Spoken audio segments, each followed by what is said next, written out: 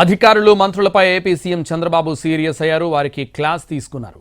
ఫైళ్లు భారీగా పేరుకుపోవడంపై చంద్రబాబు అసంతృప్తి వ్యక్తం చేశారు. రెవెన్యూ శాఖలో 11,000 ఫైళ్లు, పంచాయతీరాజ్ గ్రామీణాభివృద్ధిలో 14,000 ఫైళ్లు, జలవనరుల శాఖలో 9,000, హోంశాఖలో 7,400 ఫైళ్లు, సాధారణ పరిపాలన శాఖలో 12,000 ఫైళ్లు పెండింగ్లో ఉండడం సరికాదన్నారు. అలాగే కీలక ఫైళ్ల క్లియరెన్స్కు కనిష్టంగా 9 రోజుల నుంచి 50 రోజుల సమయం తీసుకుంటున్నారని సీఎం అసహనం వ్యక్తం చేశారు. వెంటనే ఫైళ్లు క్లియర్ చేసే విధంగా పనిచేయాలని సూచించారు. మరోసారి రిపీట్ అయితే ఊరుకునేది లేదని హెచ్చరించారు. గ్రీవెన్సెస్ ఎక్కువ ఏ డిపార్ట్మెంట్లో వస్తే ఆ డిపార్ట్మెంట్ సరిగా పనిచేయనట్టు లెక్క.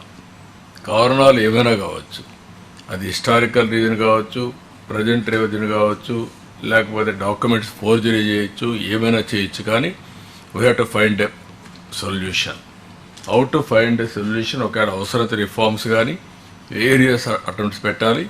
నాకు కూడా ఇది ఒక ఛాలెంజ్. 3 డిపార్ట్మెంట్లోనే మ్యాక్సిమం 2 డిపార్ట్మెంట్లు లా అండ్ ఆర్డర్లో పెద్దగా వీళ్ళు చేసేది ఏం లేదు. దాని అంతా డిస్పోజ్ చేయడం, కంట్రోల్ చేయడం. మ్యాక్సిమం వచ్చినటువంటి ప్రాబ్లమ్స్ అన్నీ రెవెన్యూలో వచ్చాయి. రెవెన్యూ నుంచి లా అండ్ ఆర్డర్కి షిఫ్ట్ అయ్యే పరిస్థితి వస్తుంది. లిటిగేషన్లో భూ కబ్జాలు కానీ ఇవన్నీ వస్తున్నాయి. ఇంకొక పక్కన దీన్ని మీరు ఏ విధంగా మినిమైజ్ చేస్తారు, ఏ విధంగా కంట్రోల్ చేసుకుంటారు అనేది మీ అందరికి వదిలిపెడుతున్నాను. మీరు ఆ అడ్మినిస్ట్రేషన్లో ఒక టైం బౌండ్ ప్రోగ్రామ్ పెట్టుకొని దీన్ని మనం కంట్రోల్ చేయాల్సిన అవసరం ఉంది. పర్సెప్షన్ ట్రాకింగ్, ఆల్ సోర్సెస్, ఏ సోర్స్ ఉంటే ఆ సోర్స్ ద్వారా నోన్ అన్నోన్ సోర్సెస్ అన్నీ కూడా తీసుకుంటున్నాం. ఇక్కడ రాగద్వేషాలు ఏమి ఉండవు. ప్రజలకు ఆమోదయోగ్యమైన పరిపాలన ఇవ్వాలి. ఇంతకుముందు కూడా రాజుల పీరియడ్లో కూడా ఇన్ఫర్మేషన్ తెప్పించేవాళ్ళు. ఇప్పుడు కూడా ఇన్ఫర్మేషన్ కమిషన్ ఒక ఆయన పెట్టారు డిపార్ట్మెంట్కి. Over a period of time information minister ఉన్నాడు. ఇంకొక పక్కన ఎక్కడికక్కడ అడ్వర్టైజ్మెంట్లు ఇవ్వడం కానీ, అది మరి ఇంటెలిజెన్స్ పెట్టుకోవడం కానీ ఇవన్నీ మనం పెట్టుకున్నాం. ఇప్పుడు సీఎం దగ్గర ఇంటెలిజెన్స్ డిపార్ట్మెంట్ ఒకటి ఉంది. ఎందుకంటే రాష్ట్రంలో ఏం జరిగిందో చెప్పడానికి ఇవన్నీ ఉన్నాయి.